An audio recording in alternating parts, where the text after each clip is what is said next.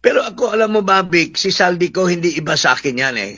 Si Martin Romualdez at saka si Saldico, mga kumpare kong buo yan. Ninong yan ng mga, ninong yan ng eldest son ko sa kasal. We're close.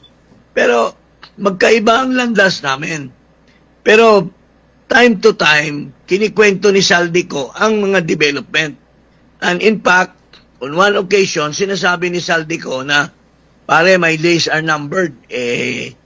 Mukhang bibirahin na ako ni Lisa at ni Sandro dahil kulang daw yung binibigay ko sa kanila. Meron ganun silang statement sa inyo.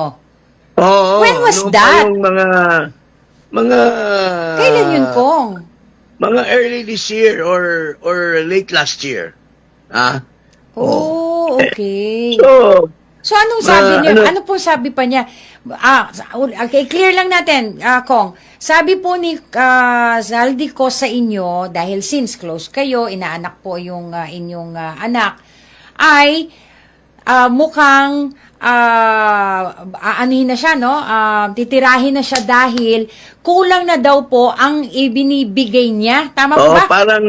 Parang nagdududa yung mag-ama or mag-ina. Mag-ina. Na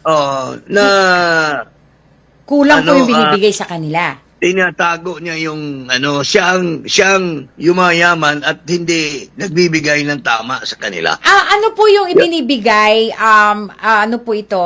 Yun yung kickback, sir, na sinasabi. Yun po ba yun? Yes. Yun o, yung gagaling saan? Sinabi po ba niya kung saan galing? Yun po ba yung sa mga projects. Sa mga projects. So, confirm pala po yun. Kasi siya ang naglalatag sa mga insertions eh. Pati po si Unang Ginang? Alam ito? Well, na-mention niya yung pangalan.